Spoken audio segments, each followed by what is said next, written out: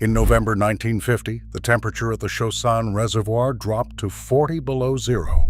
Marines pried open cans of beans and found them frozen into solid bricks. They couldn't light fires.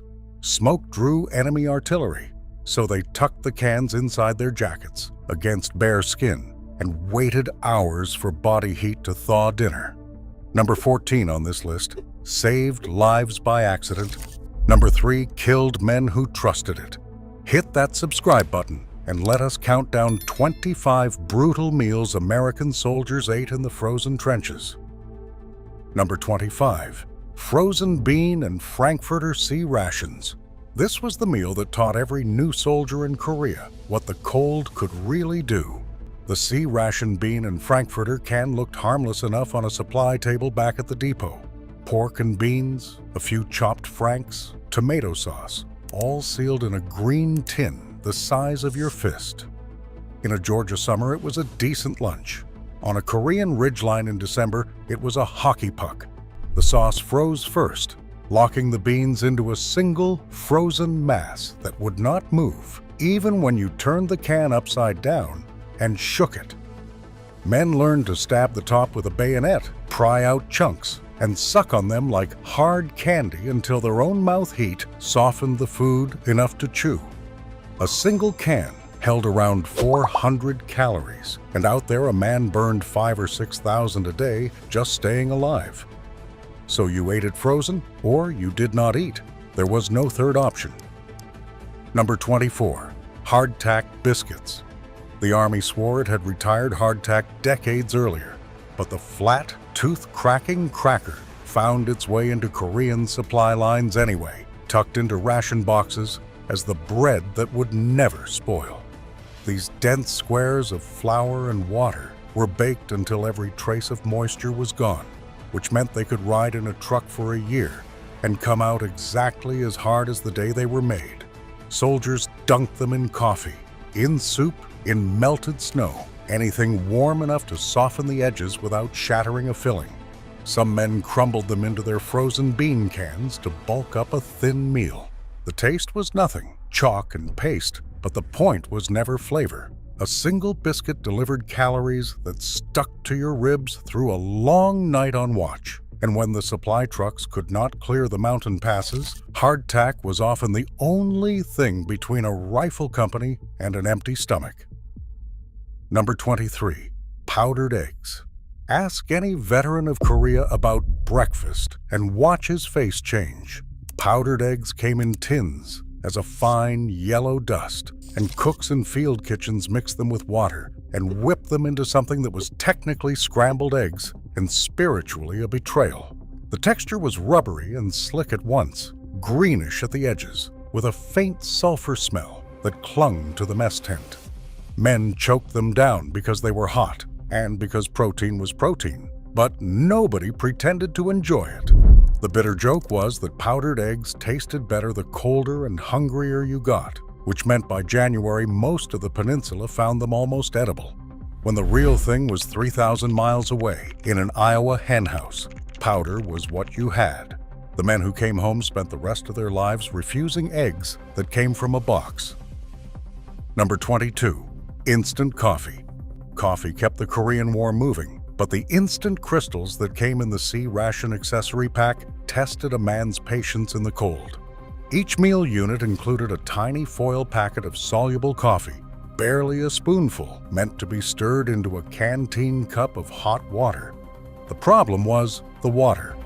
In a frozen foxhole, there was no hot water, only snow, and snow had to be melted over a heat tab that took forever and glowed just bright enough to worry the man next to you. When it finally worked, that thin brown cup was worth more than gold. Soldiers cradled it in both hands, breathing the steam, letting it thaw their fingers before it thawed their insides. The coffee was weak and never quite hot enough, but it was the closest thing to comfort the trench offered, and men would trade cigarettes, rations, almost anything for an extra packet of those cheap crystals. Number 21. Corned beef hash. The canned corned beef hash was one of the few C-ration meals that men actually fought over. which tells you everything about how low the bar had sunk. Shredded salted beef, mixed with diced potato, packed dense into a tin. It fried up crisp on a hot mess kit lid and turned into something that almost resembled a real breakfast. The fat content was the whole appeal. In the cold, fat was survival, and the greasy hash carried enough to keep a man warm from the inside for an hour or two. The trouble, again, was the freeze. A frozen hash can had to be thawed nearly through before it could be scraped out, and men held it against their bodies through entire watches to get it there. When it worked, it was a small victory. When the can froze solid and the heat tabs ran out, it was one more brick in a pack that already weighed too much. Number 20. Spam. The pink canned pork luncheon meat that had marched across every front in World War II showed up in Korea too, and by then, the troops had a complicated relationship with it. Spam was salty, fatty, and nearly indestructible, which made it perfect for a war where nothing could be refrigerated. Sliced, thick, and fried, it browned into something that passed for real meat. Diced into rice or beans, it made a thin meal feel substantial. The salt that preserved it also made men desperately thirsty, a real danger in the cold where dehydration crept up quietly. Still, of all the canned meats a soldier might pull from a ration box, Spam was among the more welcome. It did not pretend to be fancy. It was fat and salt and protein in a tin. And in a frozen trench, that combination was closer to a gift than a burden. Men who swore they'd never touch it again ate every bite anyway. Number 19. Ham and lima beans. Here is the meal that soldiers hated so completely that the polite version of its nickname was ham and limas, and the version they actually used cannot be printed. This C-ration unit paired chunks of fatty ham with pale lima beans in a thin, greasy sauce, and something about the combination turned men's stomachs, even when they were starving. The limas went mealy and gray. The ham fat congealed the second it left the can, coating everything in a slick white film that no heat tab could fully melt. Trading was fierce. A man stuck with ham and limas would offer 2 other cans, a pack of cigarettes, anything to swap it away. It says something that in a war where men ate frozen beans off a bayonet, this was the meal they drew the line at. It was the ration nobody wanted, and everybody eventually was forced to eat. First pattern break. Here is where the truth about eating in Korea gets brutal. The enemy in the winter of 1950 was not just the Chinese and North Korean armies. It was the cold itself, and the cold attacked the food supply as viciously as any soldier. At the Chosin Reservoir, temperatures fell to 20, 30, sometimes 40 degrees below zero, and at those numbers a can of C-rations froze all the way through in minutes. Cooks could not run field kitchens near the front because smoke and light drew fire. Supply trucks could not climb the icy mountain roads, so men carried their food on their bodies, tucking cans inside their parkas, sitting on them, sleeping with them, doing anything to steal enough warmth to make a meal chewable. A frozen ration could crack a tooth. Eating too much of it too fast could drop a man's core temperature and kill him. In Korea, the simple act of eating dinner became one more way the winter tried to finish you. Number 18. Frozen canned peaches. The canned fruit in a ration box was supposed to be the reward, the small sweetness at the end of a miserable meal. Sliced peaches in syrup, fruit cocktail, pears, packed in heavy tins that men looked forward to all day. Then winter turned them into something else entirely. The syrup froze into a peach-flavored ice, and the fruit locked inside it like insects in amber. Some men gave up and ate them like a uno cone, chipping off frozen sweet shards with a spoon. Others swore the frozen peaches were the best thing going, a dessert the cold had accidentally invented, and saved them for the worst nights. After a day of frozen beans and gray limas, a mouthful of icy peach syrup tasted like a memory of home, and men chased that feeling even when it made their teeth ache. Number 17. Chipped beef on toast. The military called it something unprintable, and the letters SOS stood for a phrase that put the meal exactly where the men felt it belonged. Chipped beef on toast was thin slices of dried, heavily salted beef stirred into a white flour and milk gravy and poured over whatever bread the field kitchen could produce. When a hot version could actually be served behind the lines, it was one of the most filling meals a soldier got. The salt of the beef seasoning the whole gravy, the bread soaking up the cream until it went soft and heavy. Veterans who had eaten it on bases in World War II recognized it instantly. It stretched a little dried beef across a lot of men and sat in the stomach like ballast. The men complained out of habit, then wiped their mess kits clean, because a hot plate of SOS behind the lines beat a frozen can on the ridge every single time. Number 16. Dehydrated potatoes. Long before instant mashed potatoes sat on grocery shelves, the Army was reconstituting potato flakes in field kitchens across Korea. The dried flakes came in large tins, and cooks whipped them with hot water and powdered milk into a pale mash that was more paste than potato. Done well, with a little melted fat stirred through, it was hot and heavy and exactly what a freezing man wanted. Done poorly, with lukewarm water, it turned gluey and bland, sticking to the roof of the mouth in a stubborn lump. Either way, men ate it, because a scoop of hot mash was warmth you could hold on a spoon. Ladled next to a slab of Spam or under a spoonful of gravy, it was the closest thing to a home-cooked side dish the war offered. It was not good, it was warm and filling, and in that winter, warm and filling was almost the same thing as good. Number 15. Canned beef stew. The beef stew C-ration was one of the better cards a soldier could draw, and everyone knew it. Chunks of beef, carrots, potatoes, and a thick brown gravy packed into a tin that, when finally heated all the way through, actually resembled a meal a person might eat on purpose. That was the catch, though. The same catch as everything else in Korea.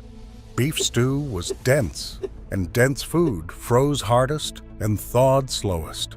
A frozen stew can was a lump of iced gravy with vegetables suspended inside, and getting it hot meant nursing it over a heat tab far longer than the little fuel block wanted to burn. Men often gave up halfway and ate it warm in the middle and frozen at the edges. But when there was time and fuel and a moment of quiet, a hot can of beef stew was a small miracle, the one ration that made a man feel, for 10 minutes, like the Army had not entirely forgotten he was human. Number 14. Tootsie Rolls. Here is the meal that saved lives by accident, and it started with a mistake. At the Chosin Reservoir, a surrounded Marine unit radioed for an urgent resupply of 60mm mortar rounds, which carried the code name Tootsie Rolls. Somewhere down the line, the code got lost, and when the airdrop parachutes came down, the crates were full of actual Tootsie Roll candy. It should have been a disaster. Instead, it was salvation. The men discovered that the little chocolate rolls did not freeze into rocks the way everything else did. They stayed just chewable enough to eat, and each one was a dense hit of sugar and calories that a starving, freezing Marine could swallow on the move without stopping to thaw anything. Men lived on them for days. There are even stories of Marines warming the candy in their mouths and using it to plug bullet holes in equipment and fuel lines where it froze hard and sealed the leak. A mistaken candy shipment became one of the most important meals of the entire campaign. Second pattern break. Here is something the history books rush past. At Chosin, the only way to feed a surrounded army was to drop food out of the sky, and airdropping food in a blizzard is its own kind of nightmare. Parachutes drifted into enemy hands, crates shattered on frozen ground, and scattered cans across the snow. And even when supplies landed clean, the men who recovered them were often too cold and exhausted to do anything but pry a can open and eat whatever was inside, frozen or not. The pilots flew through mountain valleys in weather that grounded everyone else, because a Marine's next meal might be the difference between marching out alive and freezing where he sat. Food became ammunition in the most literal sense. A crate of rations kept a man's core warm enough to keep fighting, and a man who could not eat could not survive the night. The supply run was not a convenience. It was the front line. Number 13, the tropical chocolate bar. The Army's field chocolate was engineered to be exactly one thing: fuel that would not melt or spoil. The tropical bar, descended from the wartime D-ration, was a dense block of chocolate deliberately formulated to resist heat, which had the side effect of making it nearly impossible to bite. Soldiers described it as tasting like a slightly sweet boiled potato, bitter and waxy and stubborn. You did not eat it so much as gnaw it, shaving off pieces with your teeth or a knife. But it packed roughly 600 calories into a bar that fit in a pocket, and in the cold those calories were everything. Men carried the tropical bars for emergencies, for long patrols and nights when no other food could be heated. It was a survival tool disguised as candy, and more than a few soldiers made it through a brutal stretch chewing on a chocolate bar designed to be almost inedible on purpose. Number 12, dehydrated soup and bouillon. Tucked into ration packs were small cubes and packets that promised soup, and in a frozen trench, the promise of hot soup was close to sacred. A bouillon cube dropped into a canteen cup of melted snow made a thin, salty broth that warmed the hands and the throat and asked almost nothing of a man too tired to cook. Dehydrated pea and bean soup came as powder that thickened in hot water into something a hungry soldier could almost mistake for a real meal. The salt was the point as much as the warmth. Men sweating and freezing at once lost salt fast, and a hot cup of bouillon put it back while it thawed their fingers. It was the easiest hot food the war offered, and on the coldest nights, when a full meal was impossible, a single steaming cup of salty broth was enough to keep a man on his feet until dawn. Number 11, crackers and processed cheese. The bread unit of a C-ration often came down to a small tin of hard crackers and a companion can of processed cheese. And together they made a cold meal that needed no fire at all. That was their quiet genius. When there was no time to thaw anything, when the heat tabs were gone and the enemy was close, a man could pry open the cheese, spread it thick on a cracker with his knife, and eat without giving away his position with light or smoke. The processed cheese was rubbery and orange and full of fat, which in that cold was exactly what a body craved.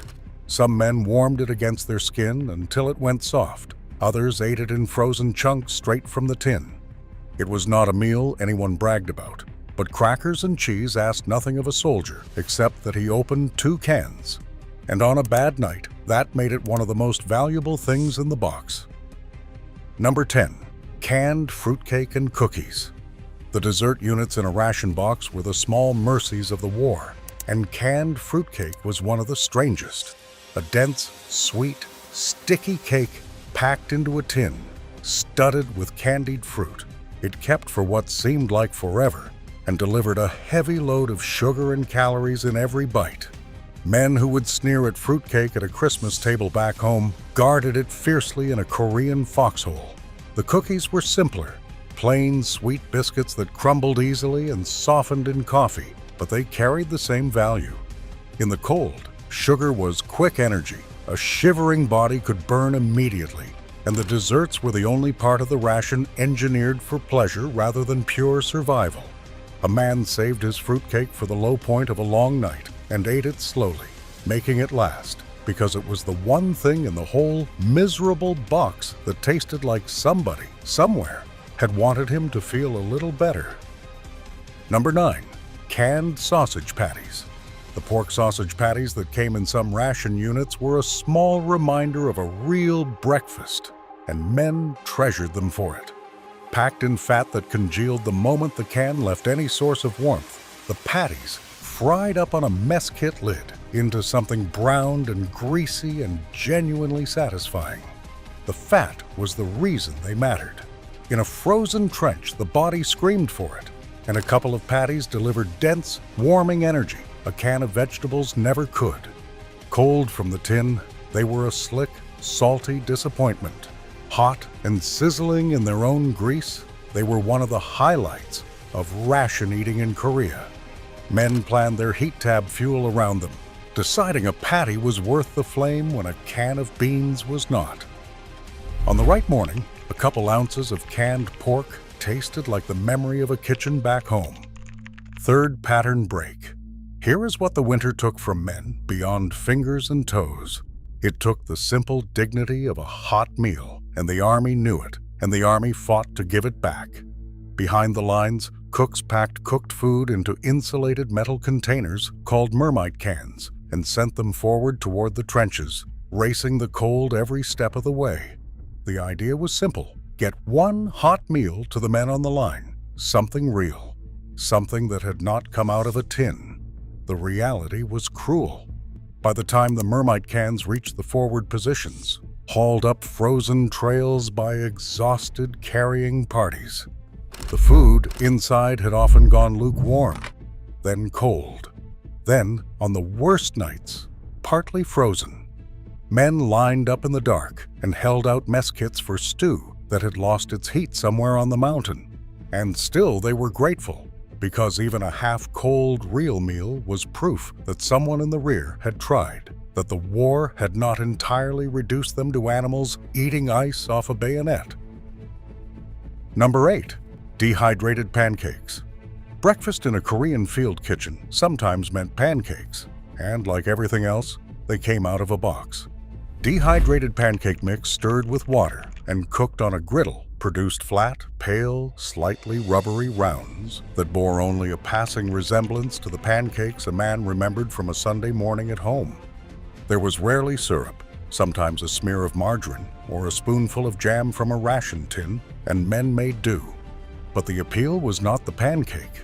It was the ritual, the sheer normalcy of a stack of pancakes on a plate, a 5-minute illusion that the world still worked the way it used to.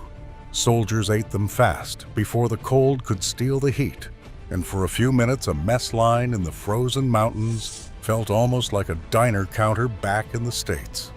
In that war, a reminder of home was its own kind of nutrition. Number 7. Peanut butter. The small tin of peanut butter in a ration pack was one of the most versatile things a soldier carried, and one of the most reliable, because peanut butter did something almost no other ration food would do. It did not truly freeze. In the deepest cold, it went stiff and thick, but a man could still work it with a knife and spread it on a cracker or eat it straight off the blade. That made it priceless. When every can in the box was a frozen brick, the peanut butter was still food, still fat and protein, a body could use right now without a heat tab. Men spread it on hardtack to make the crackers edible, ate spoonfuls on patrol for quick energy, mixed it into whatever they could to stretch a thin meal. Nobody wrote home about peanut butter, but in a war fought at 30 below, the food that refused to freeze was worth more than the food that tasted better. Number 6. Canned frankfurters. Small canned frankfurters and Vienna-style sausages turned up in ration supplies, and they were a strange, slippery little meal that men had mixed feelings about. Packed in a light broth or their own juices, the little sausages were fully cooked and ready to eat, which was their great virtue in a war where fire was dangerous.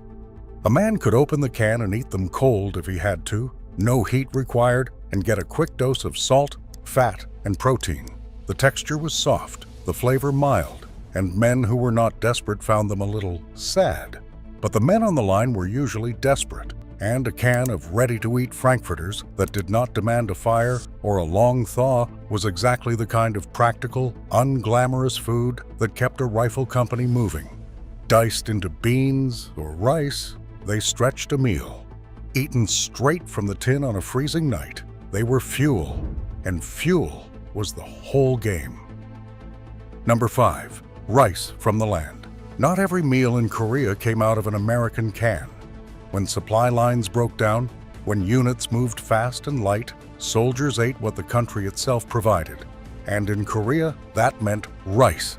Men traded rations to local farmers for it, found it in abandoned villages, or were fed it by Korean civilians and Allied soldiers who cooked it the way it was meant to be cooked.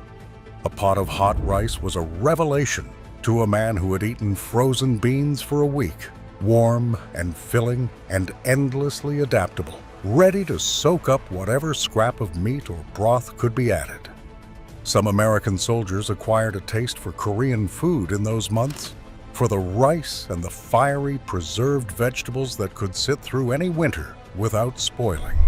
It was a reminder that people had been surviving these mountains and these winters for a very long time, and that sometimes the oldest local food was smarter than anything from a factory tin. Number 4, melted snow and heat tab cooking. This one is less a meal than the thing that made every other meal possible, and it deserves its place because in the Korean winter, water was as scarce as fire. The ground was frozen. The streams were frozen. Canteens froze solid against a man's body if he was not careful. So soldiers melted snow, packing it into a canteen cup and holding it over a heat tab, a little block of compressed fuel that burned with a low, stubborn flame. It took a shocking amount of snow to make a little water, and the whole process was slow and maddening. But that melted snow was everything. It thawed the frozen rations, made the coffee and the bouillon, and kept a man from the quiet danger of dehydration that stalked the trenches, even in the deep freeze. The heat tab was one of the most important things a soldier carried, a tiny fire he could hold in his hand, and around that small flame, the entire ritual of eating and staying alive revolved. Number 3, canned milk and cocoa. Here is the one that could turn on you. Canned evaporated milk and powdered cocoa promised something the trenches almost never offered: a hot, sweet drink, a taste of childhood, comfort in a cup. Mixed right with melted snow heated over a heat tab, cocoa was one of the great morale lifters of the war, warming a man from the throat down and giving him a hit of sugar to burn against the cold. But the danger was real. Men so desperate for warmth would drink it scalding, or gulp too much sugar on an empty, half-frozen stomach. And in the extreme cold, even eating and drinking carried risk. The wiser hands sipped slowly and treated the cocoa as medicine as much as pleasure. Done right, it was one of the sweetest small mercies of the whole campaign. Done wrong, even a cup of hot chocolate could be one more way the cold reminded a man how close to the edge he was living. Number 2, hot coffee. Of everything a soldier ate or drank in Korea, hot coffee sat closest to the heart. It was never good coffee. Weak instant crystals, melted snow, a heat tab that took forever, a canteen cup that burned the lips and froze the second you set it down. But that thin brown cup was ritual and warmth and morale all at once. The first cup went on before dawn when it could be managed at all. Men cradled it with both hands through the worst hours of guard duty, breathing the steam, feeling their fingers come back to life one at a time. They traded for it, hoarded the little packets, shared the last cup between two frozen men in a foxhole. Coffee was not really about caffeine. It was about the 2 minutes of warmth and the reminder that a man was still a man, still capable of a small comfort, still holding on. In a war where almost every meal was a battle against the ice, a hot cup of coffee was the quiet proof that you had won the night. Number 1, the frozen turkey dinner. At the top of this list is the meal that broke men's hearts and lifted them at the same time. The American military made an extraordinary, almost stubborn effort to serve its soldiers a full Thanksgiving and Christmas dinner. Even at the front, even at Chosin, even in the worst winter anyone could remember. Cooks in the rear roasted turkeys, made stuffing and gravy and cranberry sauce, and packed it all into Mermite cans to be carried forward to the men in the frozen trenches. It was a gesture of pure defiance against the cold and the war both, an insistence that these men were sons and brothers who deserved a real holiday meal. And the cold fought back the whole way. On the coldest days, the turkey arrived cooling fast, the gravy going stiff, the cranberry sauce nearly frozen, some of it turning to slush before a man could finish his plate. Soldiers ate it with numb hands in the dark, holiday dinner, going cold in the mountain wind. But they never forgot it. Decades later, the men who survived spoke of that half-frozen turkey with tears in their eyes because it was never really about the food. It was about someone deciding that even here, even now, they still mattered. In the frozen trenches of Korea, a cold turkey dinner was the warmest thing in the world. Here is my challenge. This week, eat one meal the way those men would have wished they could. A hot cup of coffee held in both hands, a bowl of beef stew that is actually hot all the way through, a plate of something simple and warm that you did not have to thaw against your own skin to eat.